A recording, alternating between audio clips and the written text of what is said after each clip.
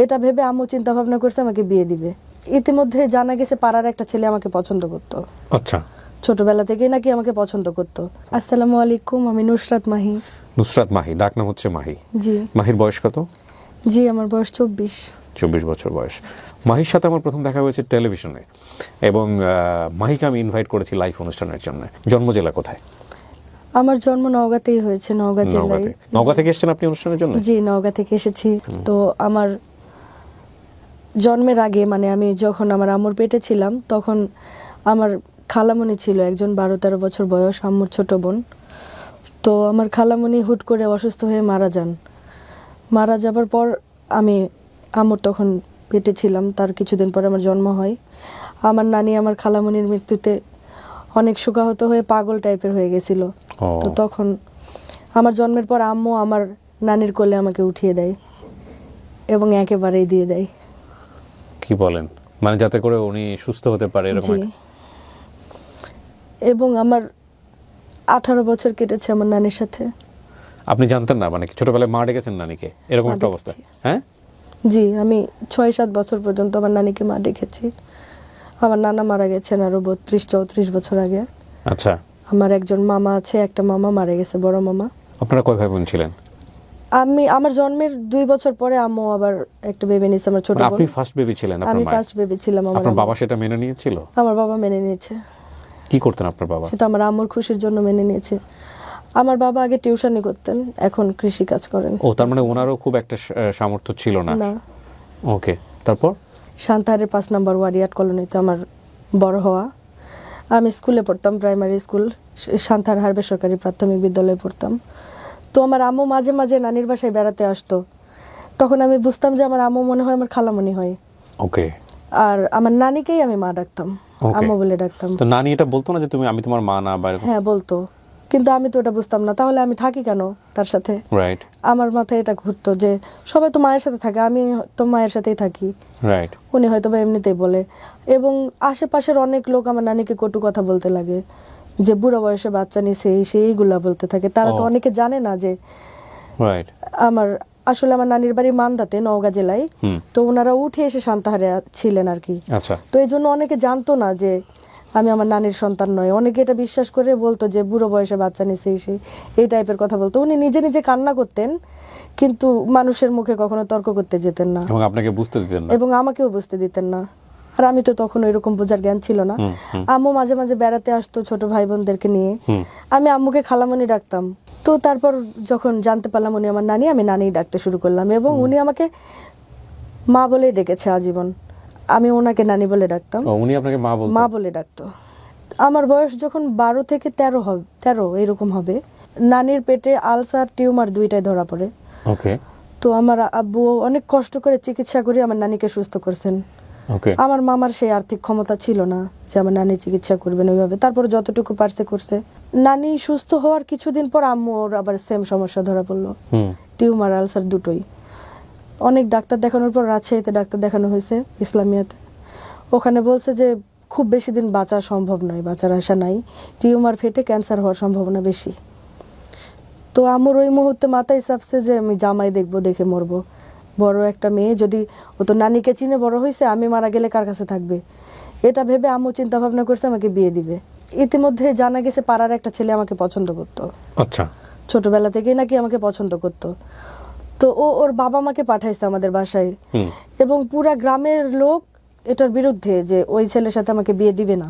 আচ্ছা। আমার আব্বু আম্মুকেও বিয়ে দিবে না ওই ছেলের সাথে। আচ্ছা। তারপর ওই ছেলে সুসাইড করতে গেছে ট্রেনের সামনে, যে বিয়ে না দিলে আত্মহত্যা করবে, এরকম। Santahar rail station. জি। তারপর বগুড়ার বিখ্যাত রেল স্টেশন। হ্যাঁ, পাড়ার লোকেরাই আবার তাকে ধরে নিয়ে এসে আমার আম্মুর হাত পা ধরে বলতেছে যে না, বিয়েটা দাও, যদি এতটাই ভালোবাসে যে মরতে গেছে, হয়তো বা ভালো রাখবে। ওকে। আপনার তখন বয়স কত? 13 বছর 2-4 13 বা 14। আর ওনার বয়স কত ছিল?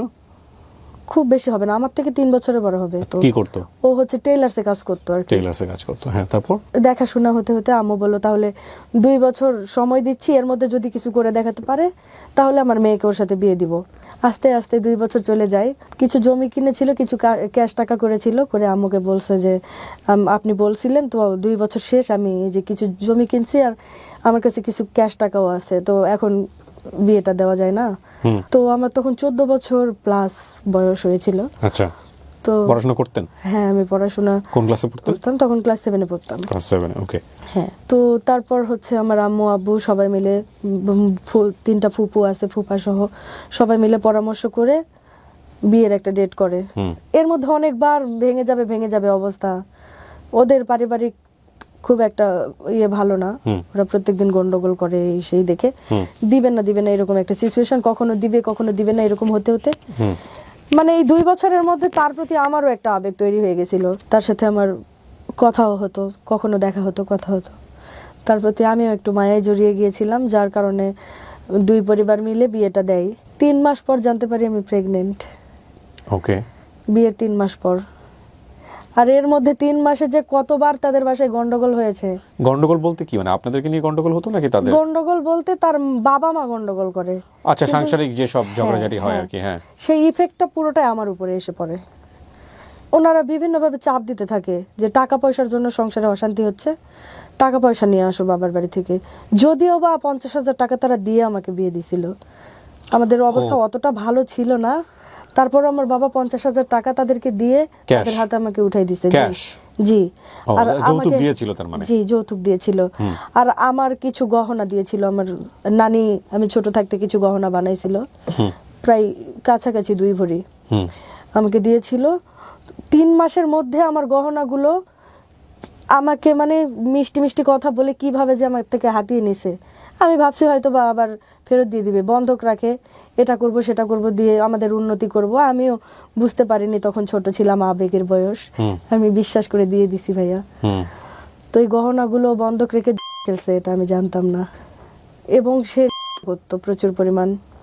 সে টেইলার্সের কাজ ছেড়ে দিয়ে আপনার হচ্ছে নওগাঁ থেকে বগুড়া পর্যন্ত বাসে যাওয়া আসা করতো, মানে বাসে থাকতো আর কি, কন্ট্রাক্টর। টেইলার্সের কাজ ছেড়ে দিয়ে এটা শুরু করছে। তো তারপর আমি জানতে পারি আমি প্রেগনেন্ট, আমার প্রেগনেন্সি চলতেছে। তখন আমার পরিবার থেকে অনেক চাপ দেয় যে যেহেতু খারাপের দিকে চলে যাচ্ছে বাচ্চাটা না, হ্যাঁ, তো এই জন্য সবাই চাইছে বাচ্চাটা না নেই, নেওয়ার কোনো দরকার নেই। আমার নানি অনেক চাপ দিছে যে নেওয়ার দরকার নেই, কিন্তু ও আমাকে বোঝাতো যে এরা সবাই মিথ্যা বলতেছে, আমি শুধু একমাত্র সত্যি বলতেছি, আমি তোমাকে অনেক ভালোবাসি। আর এই বাচ্চা হচ্ছে নিলে আমাদের সম্পর্কটা অটুট থাকবে, ওরা নিতে দিচ্ছে না, তোমার থেকে আমাকে আলাদা করবে, আমার থেকে তোমাকে আলাদা করবে। এই জন্য আপনার মায়ের তখন কি অবস্থা? কখনো সুস্থ থাকতো, কখনো অসুস্থ থাকতো, এরকম আর কি। উনি ধরে নিয়েছেন যে মারাই যেতে যাবো, সুতরাং মেয়েকে বিয়ে শাদী দিয়ে যায় আর কি। আস্তে আস্তে আমি তার মানি ব্যাগে একটু টুকরো পাই। আমি তাকে জিজ্ঞেস করি এটা কি বলে, যে হচ্ছে এটা গাছের শিকড়, সেই টাইপের। আমি তো তখন চিনতাম না। তো আমি এলাকার কিছু বড় মানুষ আছে, আমি জানতাম যে তারা খায়, তো এই লোকদেরকে আমি দেখাইছি যে এটা কি একটু বলবেন, তো দেখে ওরা বলছে যে এটা। তো আমি তাকে জানাইছি বিষয়টা, জানানোর পরে প্রচুর মারধর করে, গায়ে হাত তোলা শুরু করলো। আমি যা ইচ্ছা তাই করব, তোমার যদি প্রয়োজন হয় তুমি থাকো, না থাকলে চলে যাও। আমি প্রেগনেন্ট অবস্থায় আর বাড়াবাড়ি করতে যাইনি, কেননা তখন প্রেগনেন্সি এমন একটা পর্যায়ে চলে গেছে, বাচ্চা নষ্ট করার মতো কোনো সিচুয়েশন ছিল না। ওকে। তো তখন আমি আমার নানির বাসায় চলে আসলাম, ওকে নিয়েই আসছি যে তাহলে চলো আমরা সান্তাহার গিয়ে থাকি, আমি রান্না করতে পারি না, আমি তো অসুস্থ হয়ে গেছি। তো আমি হচ্ছে আমার নানির বাসায় চলে আসলাম, এখানেই থাকতাম। আরও আমার প্রেগনেন্সির সময় ওর বাড়িতে যায়, বলে আমি ওখান থেকে কাজ করব, আমাকে বাড়ির কথা বলে না, ও বলে আমি চট্টগ্রাম যাচ্ছি, কিন্তু ও ঈশ্বর দিতে ছিল। ও বলছে আমি চট্টগ্রামে যাচ্ছি, ওখানে কাজের সন্ধানে যাচ্ছি, ওখান থেকে কাজ করব, তোমাকে টাকা পাঠাবো, আর হচ্ছে পরিবারকেও দিব, আমি চট্টগ্রামে আছি বলেও চলে গেছে। 1 মাসের মতো হয়ে যায়, কোনোভাবে কন্ট্যাক্ট করার চেষ্টা করে না। আমার কোনোভাবে নাম্বারটা একটু মনে ছিল, তখন আমি ফোন ইউজ করতাম না, আমি ফ্ল্যাক্সিলোডের দোকানে গিয়ে ফোন দিতাম, নাম্বার ভুল হতো, এরকম হতে হতে হতে একদিন নাম্বার কল ঢুকছে, ওর বোন রিসিভ করছে, রিসিভ করে বলতেছে যে ও তো এখানে আছে, আপনি ফোন না দিলে ভালো হয়। আমি তো একটা শখ খেয়ে গেলাম, ফোন না দিলে ভালো হয়, আমার হাজব্যান্ডকে আমি কেন ফোন দিব না। তো তারপর আমি অনেকবার ফোন করি, তার 2 দিন পরেও এসেছে, এসে বলছে যে না তুমি রং নাম্বারে ফোন দিছো, ওটা আমার নাম্বারই নয়, এই সেই, মানে পুরো অস্বীকার যায় গেল। আমি আর তেমন কিছু বলিনি, যে বাচ্চাই হবে, সংসার করতে হবে, অশান্তি করে লাভ নাই। এইভাবে দিন যেতে থাকে। তারপর বাচ্চা হওয়ার পরে যখন ছেলে বাচ্চা হয়, ওরা দেখতে আসছিল। আমি আমার নানির বাড়িতেই ছিলাম তখন পর্যন্ত। এবং আমার বাচ্চা হওয়ার 3-4 মাস পর তো আমাকে কেউ নিতে আসে না, 3-4 মাস হয়ে গেছে। তখন আমি ওকে বলছি যে আমাকে কি বাসায় নিয়ে যাবা না, না এখানেই থাকবো? তো বলে না চলো যাবো বাসায় নিয়ে।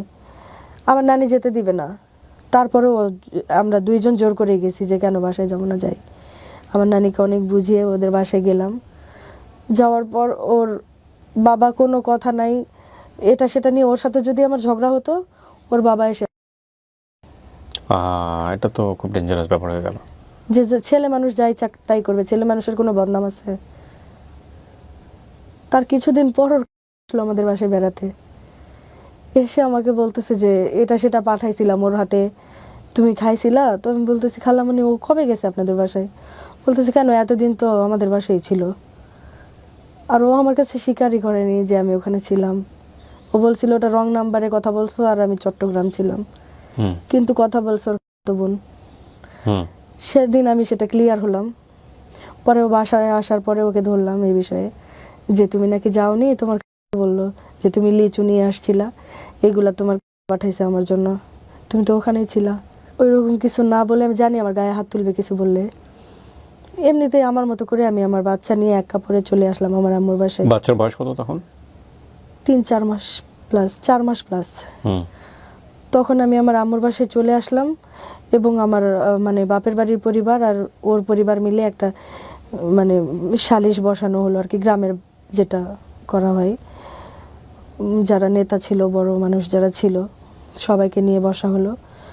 তো ওর একটাই উত্তর যে হচ্ছে আমার কোনো দোষ নাই, আমি ওকে ভাত দিব না কি ওই জন্য বিয়ে করছি, ওর সাথে আমি সংসার করব।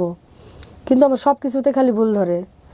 বাসে থাকবো, আমি ফোন ধরতে না পারলে এটা নিয়ে কথা শোনাই, তারপরে আমি বাসায় দেরি করে আসলে এটা নিয়ে কথা শোনাই। এটা শোনাতেন আপনি?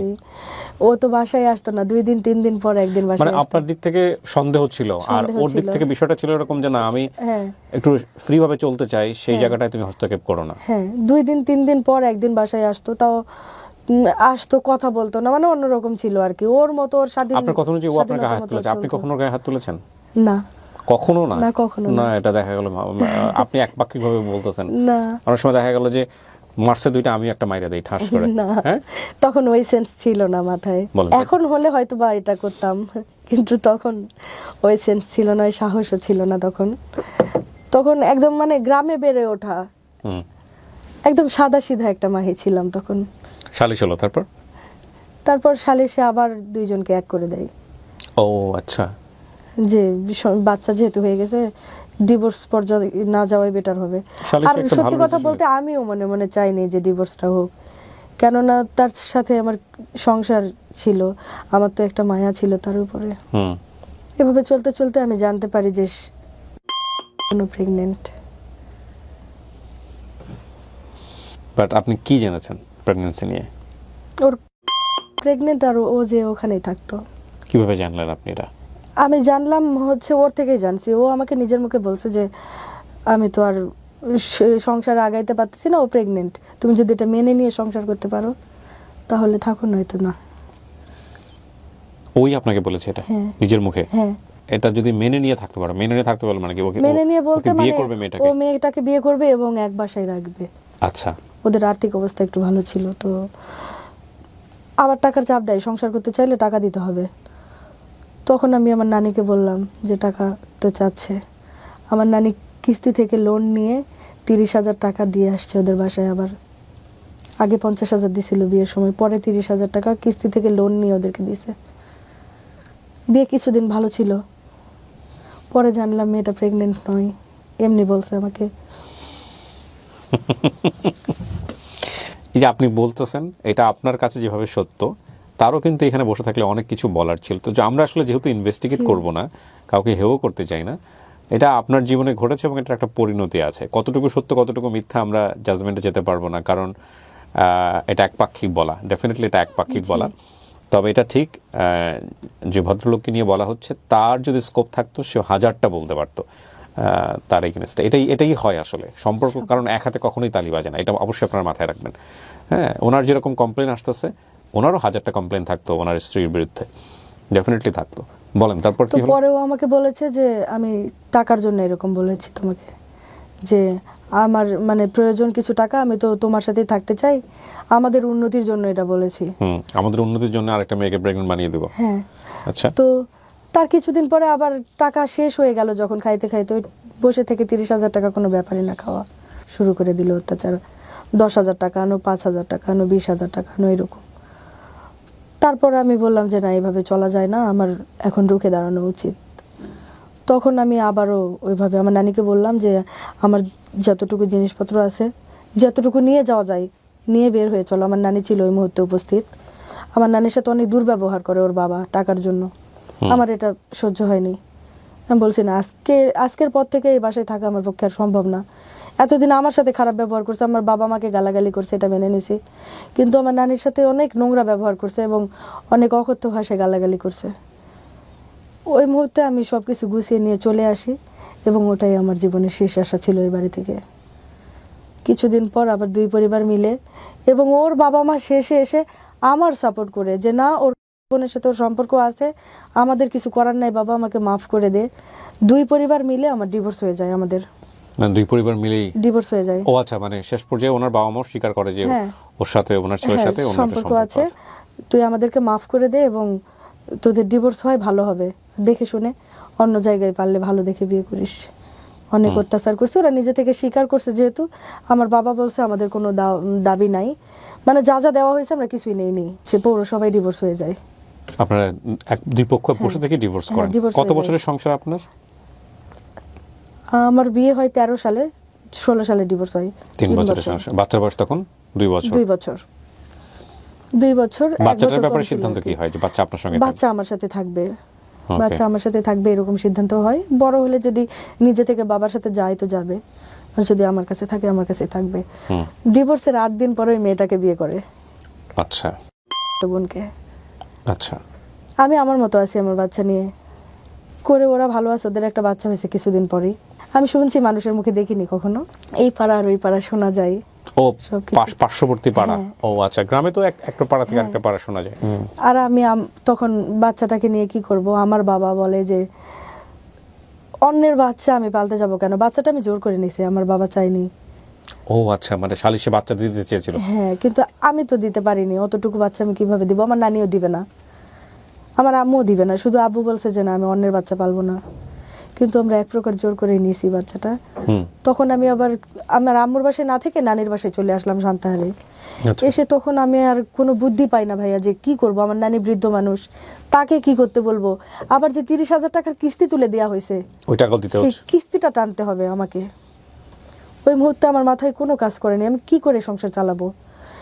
নানিও আমাকে কিছু বলতে পারতেছে না যে আমি কি করব।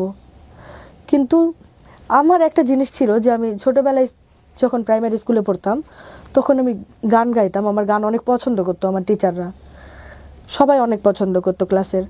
তো আমার ওই মুহূর্তে মনে হয় আচ্ছা আমি যদি গান করি এটা কেমন হয়। ওই মুহূর্তে আমার মাথায় ছিল না ভাইয়া যে আমি আমার বাচ্চার মুখে, আমার নানির মুখে খাবার কিভাবে তুলে দিব। তো মাথায় কোনোভাবে কিছু আসে না। আমার নানি তখন অনেক কষ্ট করে চালাই আর কি সংসার, যা জিনিসপত্র ছিল অনেক কিছু বিক্রি করেও সংসার চালাইছে। আমার মনে আছে আমার নানি নিজের পরনের কিছু তোলা কাপড় ছিল সেগুলোও বিক্রি করছে সংসার চালানোর জন্য। সংসার চালানোর জন্য, আমার বাচ্চার খাবার কেনার জন্য, আমার খাবার কেনার জন্য। তো সেই দিনগুলা কখনো ভোলার মতো না। আপনার মা তখন কি সুস্থ? জ্বালাপোড়া, পেটে জ্বালাপোড়া ছিল, কিন্তু তারপরেও সুস্থ, চলাফেরা সব করতে পারতেন। এবং আপনার মা আমার আফসোস করতো না যে অল্প বয়সে বিয়েটা দেওয়া ঠিক হয়নি? হ্যাঁ, আফসোস করে, এখনো আমার আম্মু আফসোস করে এই বিষয়টা। তো আমার ছোট বোন ভাই আব্বুকে না বলে চুরি করে খাবার, স্কুলের ব্যাগে করে খাবার দিয়ে যেত চুরি করে। ও যে আব্বু আমাকে দিলে কিছু বলবে না, নানিকে দিলেও কিছু বলবে না। বাচ্চাটাকে আব্বু তখন মানে ওইভাবে মেনে নিতে পারতেছিল না যে সহ্যই আমার করতে- মেয়ের সংসার হয়নি, আমি অন্যের বাচ্চাকে পালবো না, এইরকম মানে আব্বুর সিচুয়েশন ছিল। তো আমার ভাই বোন, আমার আম্মু সবাই বাচ্চাকে অনেক ভালোবাসে। আমার মনে আছে আমার বোন স্কুলের ব্যাগে করে খাবার নিয়ে আসতো, হারভে স্কুলে পড়তো, সান্তাহারে আসতো, খাবার এনে ও দিয়ে যেত বাবুর জন্য, আমার জন্য। এগুলো আমার খুব মনে আছে। আমরা একবেলা খাইছি, একবেলা খাইনি, এরকম সিচুয়েশন হয়ে গেছে।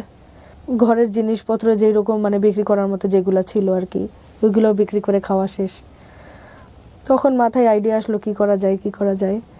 তো মনে পড়লো যে আমি গান পারতাম।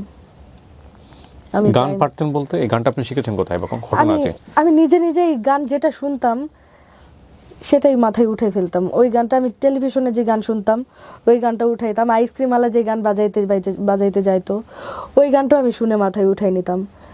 শুনলে আমি লিখতাম গানগুলো, আচ্ছা, লিখে মুখস্থ করতাম। স্কুলে প্রতি বৃহস্পতিবার করে গান শোনা হতো, গানের ক্লাস হতো কি। তো আমার টিচার অনেক পছন্দ করতেন, আবু সায়েম স্যার। স্যার আমার গান অনেক পছন্দ করতেন এবং বলতেন তুই জীবনে অনেক বড় শিল্পী হবি। কিন্তু আমার চিন্তা ভাবনা ছিল, এমন এক পরিবারে বিয়ে হয়েছে, গান তো পরের কথা, যেখানে আমি হাসতেও পারিনি মন খুলে।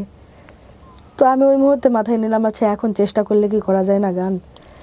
তখন আমি আমার খালাতো ভাই আছে একজন, ওনার হচ্ছে বিহঙ্গ শিল্পী গোষ্ঠী সান্তাহারে, উনি ব্যান্ড লিডার। তো ভাইয়ার সাথে যোগাযোগ করি। আপন খালাতো ভাই? ঘুরিয়ে পেঁচিয়ে। আচ্ছা। তো ভাইয়ার সাথে যোগাযোগ করে আমি বিহঙ্গে ভর্তি হলাম। আচ্ছা।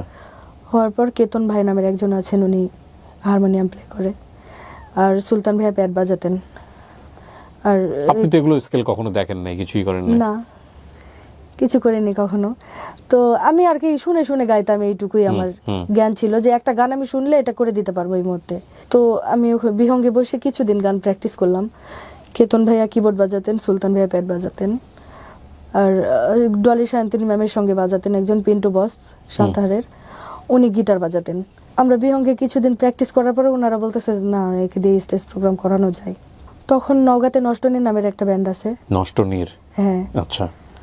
নষ্টনীর ব্যান্ডে আমাকে সুলতান ভাইয়া একদিন নিয়ে যায়, বেড়ানোর উদ্দেশ্যে নিয়ে যায়। তো আমার গান তারা শুনছে, শোয়েব ভাই ছিল উনি ওই ব্যান্ডের ভোকাল। তো হচ্ছে উনি গিটারও প্লে করে, বেস গিটার বাজায় শোয়েব ভাই। তো উনি আমাকে বলতেছে একটা গান বলো। তো আমার একটা লালন গান মনে ছিল, আল্লাহ বলো মনরে পাখি, গানটা আমি ভালো গাইতাম। তো আমি ওই গানটা শুনাইছি খালি গলায়? হ্যাঁ, খালি গলায় শুনাইছি। আচ্ছা, আমাদেরকে শোনান, আমাদের দর্শকদের মনে অনেক আগ্রহ তৈরি হবে। ভবে কেউ কারণ দুঃখের দুঃখী। She has a beautiful voice. তো ওনারা বলতেছে তাহলে তুমি মিউজিকের সাথে গাও, দেখি একটু শুনি। শোয়েব ভাই আমাকে বলতেছে। তো তারপর আমি মিউজিকের সাথেও গাইলাম, চেষ্টা করলাম, একটু কম বেশি ছিল, ওনারা ঠিক করে নিল। তো বলতেছে একে ঘষলে মাজলে তো অনেক ভালো গাইবে। আপনি যে এরকম গাইলেন, আপনি তখন এরকমই গিয়েছেন নাকি এখন ডেভেলপ করেছে? সেটা তো অতটা বলতে পারবো না। কারণটা হচ্ছে যে আপনি কারো কাছ থেকে কখনো শিখেন নাই, মানে কেউ কখনো বলেও নাই যে এটা এভাবে করতে হয়। কিন্তু গলার যে এত খুব সুন্দর সুন্দর কাজ, হ্যাঁ, ছোট ছোট কাজ। আমিও খুব একটা গান বোঝা মানুষ না, যদিও একসময় আর্জে ছিলাম, প্রচুর গান শুনিয়েছি। এখন আমার একেবারেই শোনার সময় হয় না, একদম অকপটে বলি, বা আমি খুব একটা ইন্টারেস্টও পাই না, কারণ কাজ নিয়ে এত বেশি ব্যস্ত থাকি। কিন্তু ওই যে বললাম যে গলার ঢেউটা কিছুটা বুঝি, তো সেই জায়গা থেকে এগুলো কি খুব ন্যাচারালি আপনার ছোটবেলা থেকে ছিল? জি, এটা ছোটবেলা থেকে আমার ছিল। পৃথিবীতে এরকম ভুবন বিখ্যাত কিন্তু অনেক শিল্পী আছে যারা জীবনে কোনোদিন কোনো ওস্তাদের কাছে যাননি। আমি শুনেছি হেমন্ত মুখোপাধ্যায়ও নাকি সেরকম একজন। আমি শুনেছি এটা, বাট আমি কাগজে কলমে কখনো পড়িনি। আমাদের আসিফকে তো আপনারা চিনবেন, আমাদের আসিফ ভাই, উনি তো জাত শিল্পী। আমি যতদূর জানি ওনার সম্পর্কে, আমি মাফ করবেন আসিফ ভাই যদি আপনি অনুষ্ঠানটা দেখে থাকেন, আপনাকে আমি ইন্টারভিউ করেছিলাম, আমার মনে পড়ে আপনি নিজেও বোধহয় সেইভাবে কোনোদিন ওস্তাদের কাছে গিয়ে কোনো ঘরানাতে শেখা আপনি বোধহয় শেখেননি, কিন্তু পুরো দেশ মাতিয়েছেন। আমি যদি ভুল না করে থাকি, আমি আবারও অ্যাপোলজি করছি, পরবর্তীতে হয়তো কী হয়েছে আমি জানি না, বাট আমি শুনেছি আপনার সম্পর্কে এরকম। তো এই যে ব্যাপারটা, এটা অনেকেরই হয়, খুব একটা অবাক হওয়ার কিছু নাই আসলে, কিছু কিছু গলা সৃষ্টি প্রদত্ত। তো তারপর ওনারা আমার গান শুনে বলতেছে যে আচ্ছা এই টাইপের আরো 2-4টা গান করো। তো আমার করা ছিল, আমি শুনেছি, শাহ আব্দুল করিম স্যারের কিছু গান করলাম। তো বলতেছে কালকে আমাদের 2টা প্রোগ্রাম আছে, একটা দুপুরবেলা একটা রাতে, 2টাতেই তুমি থাকতেছো। কিসের প্রোগ্রাম এটা? কফি শপ উদ্বোধন ছিল, সেটার একটা প্রোগ্রাম ছিল, আর রাতের প্রোগ্রামটা ছিল গায়ে হলুদের প্রোগ্রাম, আমার মনে আছে। এই প্রথম আপনি জীবনে কোথাও পাবলিকলি পারফর্ম করতে যাচ্ছেন, তো তখন ঘরের কি অবস্থা, মানে বাচ্চার খাবার দাবার, টাকা পয়সা কেমন চলছে? আমি সুলতান ভাইয়ের কাছ থেকে কিছু টাকা নিয়েছিলাম, ভাইয়া নিজে থেকে আমাকে কিছু টাকা দিয়েছিল চলার জন্য। এরকম চলতেছেন? হ্যাঁ, চলতেছিলাম। এবং প্রোগ্রাম করার জন্য যা কাপড় চোপড়, জুতা, কসমেটিক্স যা লাগে, ভাইয়া আমাকে অনেক কিছু কিনে দিয়েছিল। সে অর্থে তেমন কিছুই ছিল না? না। ওকে। তো তারপর আমি প্রোগ্রাম শুরু করলাম। প্রথম দিনের দুপুরের পারফরমেন্স দেখে তারা বলতেছে যে কালকেও আমাদের একটা প্রোগ্রাম আছে, সেটা তোমাকে করতে হবে। ওকে। তো রাতের প্রোগ্রামটাও ভালোভাবে করলাম, 2টার পেমেন্ট পেলাম, পেয়ে মনে হচ্ছে যে আমি ঈদের থেকেও খুশি, যে আমি যদি এইভাবে কন্টিনিউ প্রোগ্রাম করি আমি অনেক টাকা পাবো, আমার সংসার চালানোর চিন্তা থাকবে না, আমার বাচ্চাকেও আর ওইরকম, বাচ্চাকে রেখে গেলে প্রথম প্রথম একটু আমার জন্য ইয়ে করতো, তারপর আমার নানির সাথে থাকতে থাকতে ওই অভ্যাস হয়ে গেছে, আমার প্রতি আর তার তেমন কোনো টান ছিল না, যেটা আমার নানির প্রতি আমার ছিল, হ্যাঁ। আমার প্রতি ছিল না। হ্যাঁ। আমার বাচ্চারও আস্তে আস্তে দেখি আমার নানির প্রতি টান বেড়ে গেল আমার থেকেও। তারপর ভাইয়া আমাকে দূরে দূরে প্রোগ্রামেও নিয়ে যেতে শুরু করলো, এরপরে আছেই প্রোগ্রাম, একের পর এক প্রোগ্রাম আছেই, হচ্ছেই, চলতেছে। এরকম করতে করতে দেখি অনেক সিঙ্গাররা আমাকে হিংসা করতে শুরু করলো, আচ্ছা, ইন্টারেস্টিং। যে 2 দিন হলো আসছে মিডিয়ায়, আবার ভালো তেমন কোনো জামা কাপড় নাই, মেকআপ করতে পারে না, তখন আমি একদম মেকআপ করতে পারতাম না, মানে কেমন একটা হতো মেকআপ। তো এত প্রোগ্রাম পাচ্ছে আর আমরা এত দিন ধরে আমরা হচ্ছে গান করতেছি, আমাদের তেমন কোনো প্রোগ্রাম এমনি শিল্পী কমিউনিটিতে আপনার গল্পটা জানতো সবাই, আপনার ব্যক্তি জীবনের এই যে ঝড়? কেউ কেউ জানতো, কেউ কেউ জানতো। হ্যাঁ, যেমন নষ্টনীরের অনেকে জানতো, আর বিহঙ্গের কেউ কেউ জানতো। যারা বাইরে প্রোগ্রাম করতাম তাদেরকে তো বলার প্রয়োজন মনে করিনি, এইভাবে প্রোগ্রামের জন্য যেতাম, শেষ করে চলে আসতাম। এই ওরা যখন জানতে পারলো যে আমার জীবনের এই কাহিনী অনেকে জানতে পারলো, তখন ওরা নিজেরাই আমাকে আরো সহযোগিতা করেছে প্রোগ্রাম পেতে, যে না আমরা 2-1টা প্রোগ্রাম দিই, ও এটা দিয়ে করে খাক। তো তখন আমার পেমেন্ট ছিল মোটামুটি 1000 থেকে 1200 এরকম একটা প্রোগ্রাম করলে? একটা প্রোগ্রাম করে, মানে নওগাঁ সান্থারে যতগুলো ব্যান্ড আছে আস্তে আস্তে দেখি সবাই টানতে লাগলো। যদিও বা সুলতান ভাই আমাকে বাহিরে ওইভাবে প্রোগ্রাম করতে দিত না, কেউ ডাকলে তার মাধ্যমে আমাকে ডাকতো, তারপরে কেউ কেউ আবার আমাকে ফোন দিতে লাগলো সরাসরি। এটা ভাইয়া পছন্দ করতেন না, যে আমি ওকে মিডিয়ায় নিয়ে আসছি, আমার মাধ্যমেই নিক, কেননা আমার পরিবারের থেকে সে আমাকে বুঝে নিয়েছে, যে আমি বুঝে নিচ্ছি, আপনাদের কাছ থেকে আমি নিয়ে যাব এবং আমি বুঝাই দিয়ে যাব। ও আচ্ছা, এইভাবে নিছে মিডলম্যান হিসেবে এসে থাকতে চাচ্ছে। আচ্ছা। তো এই ক্ষেত্রে ভাইয়া আমাকে বললো যে তোমার এইভাবে কারোর সাথে কথা বলার দরকার নাই, প্রোগ্রামের জন্য কেউ কল দিলে বলবা ভাইয়ার সাথে কথা বলেন। তো আমি তাই করতাম। এইভাবে চলতে চলতে চলতে চলতে এক সময় চোখ ফুটে গেল। ঠিক আছে। আমি নিজেও অ্যারেঞ্জ করতাম তখন। ওকে। এবং আমাকে 1500 থেকে 2000 পর্যন্ত তখন উঠানো হলো। ওকে। আস্তে আস্তে এইভাবে প্রোগ্রাম করতে করতে করতে করতে অনেক পরিচিতি পেয়ে গেলাম নিজের এলাকায় এবং আশেপাশের জেলা, জয়পুরহাট, নাটোর, দিনাজপুর, এইগুলাতে সব জায়গায় দাপাই বাড়াচ্ছেন প্রোগ্রাম করতে করতে? সব জায়গা থেকেই, এবং ফেসবুকে ছবিগুলো আপলোড করা হয়, এগুলা দেখে আরো প্রোগ্রাম আসে। ওকে। কিছু ভিডিও আপলোড করা হয়, এগুলা দেখে আরো প্রোগ্রাম আসে। এরকম প্রোগ্রাম করতে করতে ওকে 2018 সাল আমি একটা প্রোগ্রামে গেছি সাপাহার, নওগাঁ জেলার। যাওয়ার সময় আমার নানি বললে প্রোগ্রাম না করলে হয় না, তো আমি বললাম গেলে 2 দিনে 4000 টাকা পাবো, আমি যাই। ওনারা খরচ দিয়ে নিয়ে যাচ্ছে, রফিকুল ভাই নামের একজন কিবোর্ডিস্ট, উনি আমাকে প্রোগ্রাম দিছে। তো আমি বলতেছি 4000 টাকা পাবো 2 দিনে। আবার প্রোগ্রাম করলে কিছু টিপস পাওয়া যায়, কিছু ভালো মানুষ আছে, গান প্রিয় মানুষ আছে, তারা টিপস দিতেন। তো আমি বললাম যে যাই, বসে থাকার থেকে 2 দিন প্রোগ্রাম করলে 4000 টাকা পাবো, এটা দিয়ে তো কোনো কাজে লাগবে, যাই। তো আমার মনে হচ্ছিল কেন জানি উনি আমাকে যেতে দিতে চাচ্ছে না, তারপরও আমি গেলাম। একদিন প্রোগ্রাম করছি, 2 দিন ব্যাপী ছিল। রাতে প্রোগ্রাম শেষ করছি, সকালবেলা আমার নানি আমাকে ফোন দিছে, দিয়ে বলতেছে আজকে প্রোগ্রাম না করলে হয় না, বাসায় চলে আসো। তো আমি বললাম আজকে প্রোগ্রাম তো দিনের বেলায়, আমি সন্ধ্যার মধ্যে চলে আসবো, সন্ধ্যায় রওনা দিব, আস্তে আস্তে হয়তো রাত 8টা বাজবে, চলে আসবো। তো কথা বলে কেটে দিছে। আর আমি কিছু বাজার করে দিয়ে গেছিলাম, আমার আম্মুরা আসবে দেখে আমি 4 কেজি গরুর মাংস, মুরগির মাংস, মানে যা যা লাগে আর কি বাজার করে দিয়ে গেছি। ওইগুলা রান্না করছে, আম্মুদেরকে খাওয়াইছে, আবার আমার আব্বু আসে নাই, আব্বুর জন্য আবার পাঠাই দিছে খাবার। তো আমার নানি ওই দিন সকালবেলা আবার কি মনে হয়েছে আমি জানি না, আম্মু চলে গেছে যেদিন, পরের দিন সকালবেলা, আমি তো প্রোগ্রাম শেষ করে তো আসবোই রাতে, পরের দিন সকালবেলা আবার আম্মুর বাসায় গেছে, কিছু খাবার ছিল এগুলো প্যাকেট করে নিয়ে গেছে, যে খাবার দিয়েও আসছে, এসে বাসায় কাজ করছে। দুপুরবেলা আমার ফোনে দেখি 22 বার কল আসছে, আমি অলরেডি 2টা গান গেয়ে নেমে আসছি, আমাকে আবার শেষের দিকে উঠতে হবে। এতবার কল দেখে আমার কেমন একটা লাগলো, যে এতবার কেন কল আসলো। আমি কল ব্যাক করছি, কেউ ধরে না। আর একবার কল ব্যাক করলাম, এলাকার এক মামা বলতেছে যে তুমি তাড়াতাড়ি এই মুহূর্তে চলে আসো, তোমার নানি স্ট্রোক করছে মন্দিরের সামনে। ওই মুহূর্তে মাথায় আর কিছু ছিল না। জাকির নামের এক গিটারিস্ট ছিল, ওকে বললাম ভাই আমার নানি স্ট্রোক করছে, এই মুহূর্তে আমাকে নওগাঁয় পৌঁছাই দাও। আমার মনে আছে ও আমাকে মোটরসাইকেলে এনে বাসে উঠাই দিছে। তারপরে কিছুক্ষণ আমার কিছু মনে ছিল না।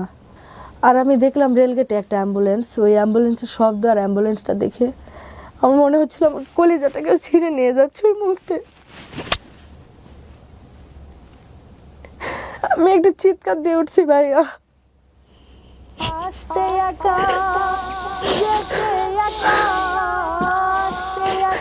আমাকে দেখতে পেয়ে ওরা অ্যাম্বুলেন্সটা অন্য রাস্তা দিয়ে নিয়ে গেছে বাসায়। আমি বাসায় পৌঁছে দেখি আমার নানি আল্লাহ বলো মনে রে পাখি একবার মওলা বলো মনে রে পাখি।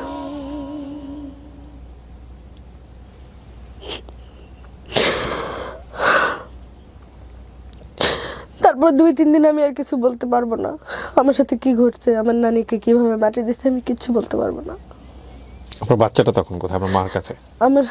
আমার আম্মু আব্বু সহ সবাই আমরা নানির বাড়িতে। ওকে। ছোট ভাই বোনরা সহ। আমি 2-3 দিন কিছু বলতে পারবো না যে আমি কিভাবে কি হয়েছে, আমার নানিকে কখন মাটি দিচ্ছে, আমার কিচ্ছু মনে নাই এইগুলা। পরে আমার আব্বু বলতেছে যে এখানে আর থাকার দরকার নাই, তোমাকে একা কিভাবে রেখে যাবো বাচ্চা সহ, এখানে তো কেউ নাই কলোনিতে।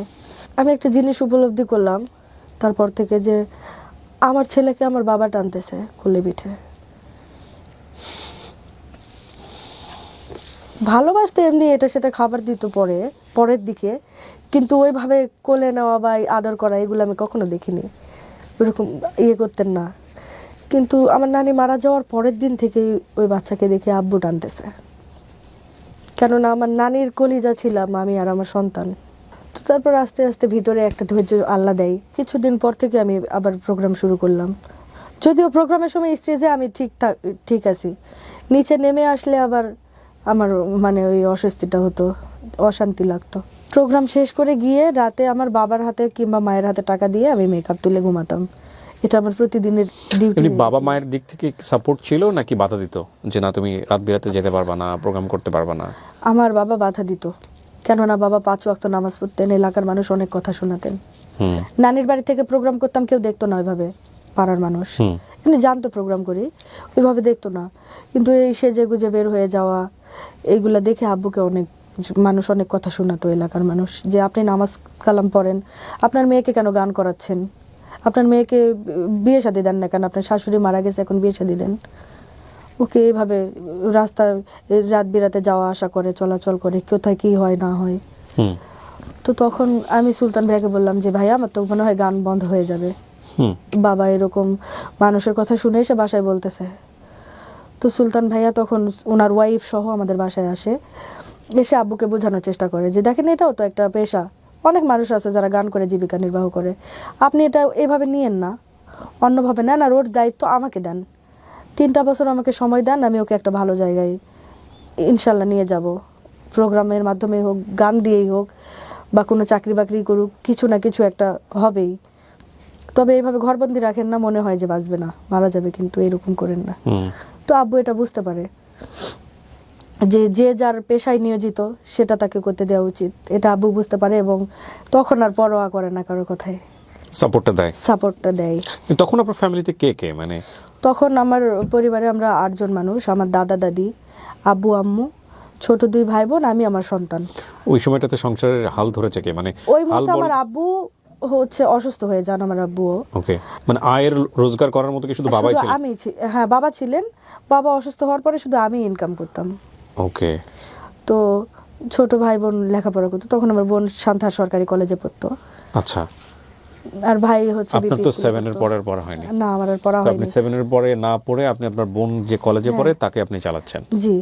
তো বোনকে ভাইকে পড়াচ্ছি, এটাই আমার আনন্দ লাগতো, যে আমি পড়িনি ওরা পড়তেছে, এটাই ভালো লাগতো। ইন দ্য মিনটাইম আপনি কি গান শিখেছেন কারো কাছে, নাকি ওই জাস্ট ছোটবেলা শিখেছিলেন ওইটা দিয়েই চলতেছি? কতগুলো গান আপনি পারেন এরকম মুখস্থ, কতগুলো বা কতগুলো গাইতে পারেন আনুমানিক? অনেক বলতে এখন তো 1000 প্লাস হবে।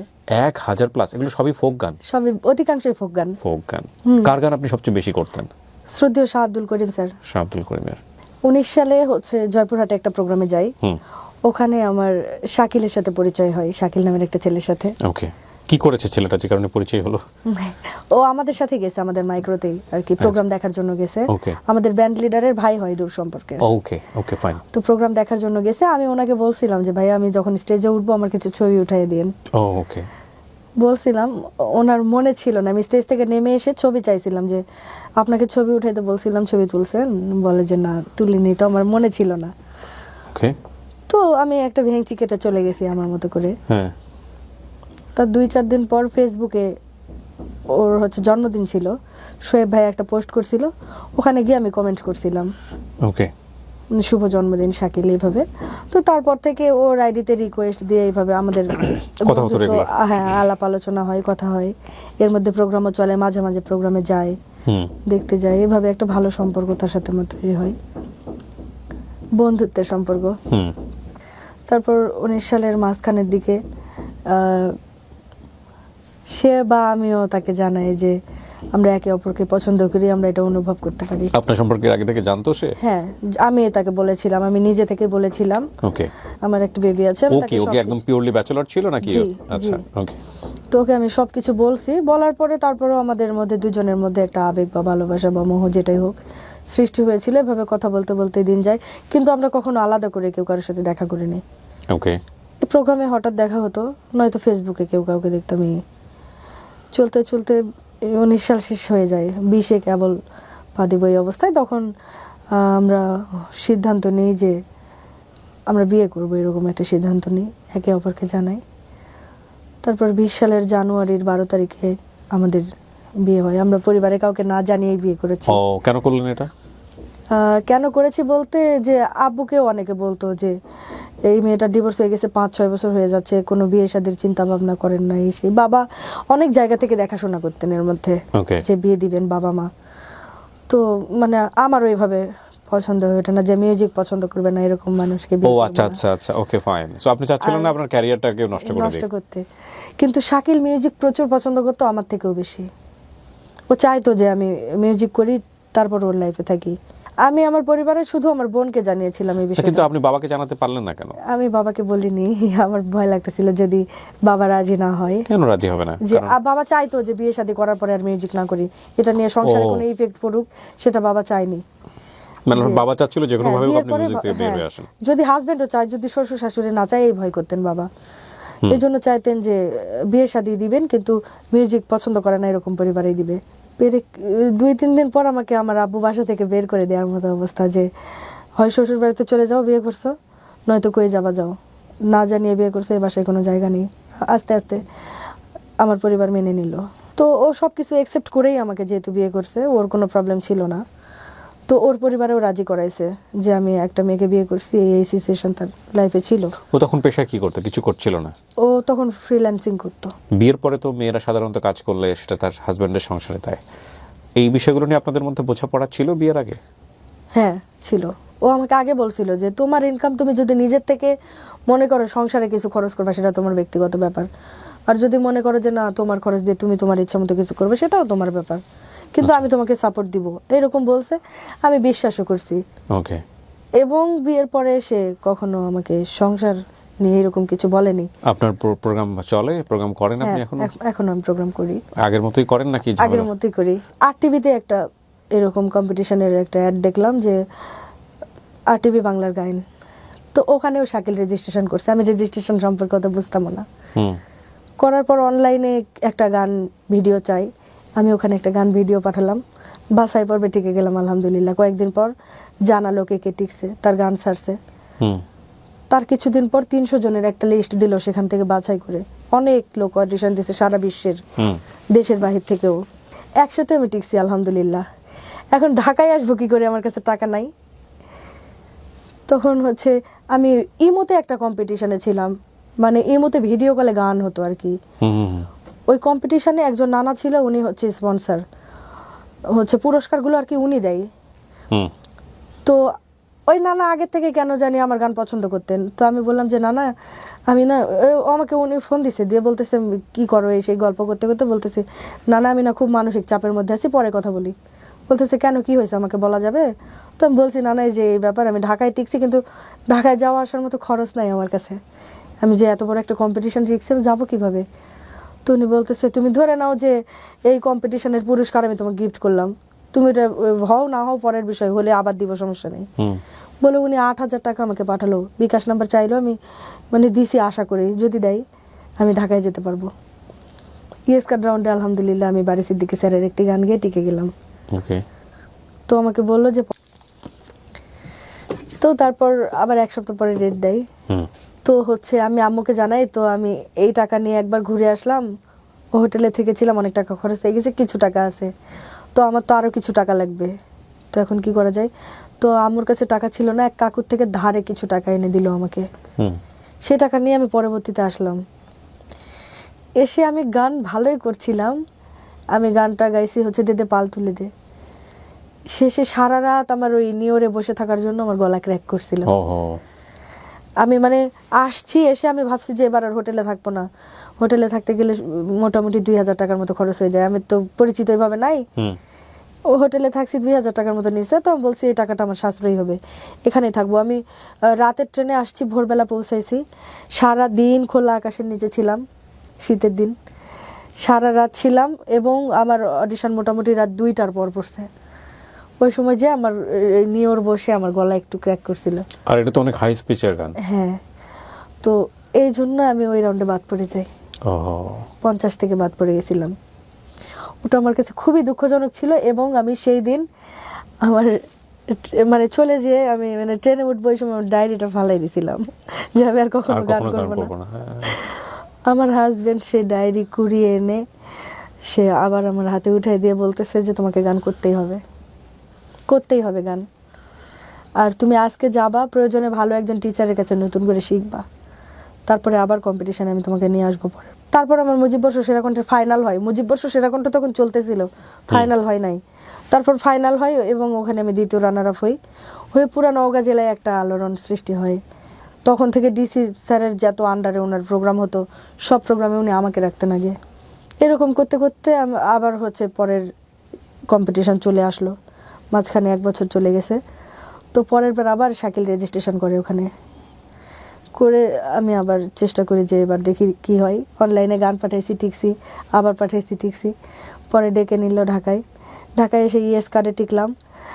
আর সেই রাউন্ড জাজরা পিছনে ঘুরে থাকে, গান ভাল লাগলে তারপর আমার দিকে ঘুরবে 3 জন বিচারক, এই রাউন্ড ছিল, ওটাতে বাদ পড়ে গেছিলাম। বাংলাদেশে কিন্তু এটা প্রথম না, ইভেন বাংলাদেশের এই যে চেয়ার ঘোরানোর ব্যাপারটা, এই চেয়ার ঘোরানোর ব্যাপারটা আমাদের নতুন না, আমি যতদূর জানি এটা দেশের বাইরের।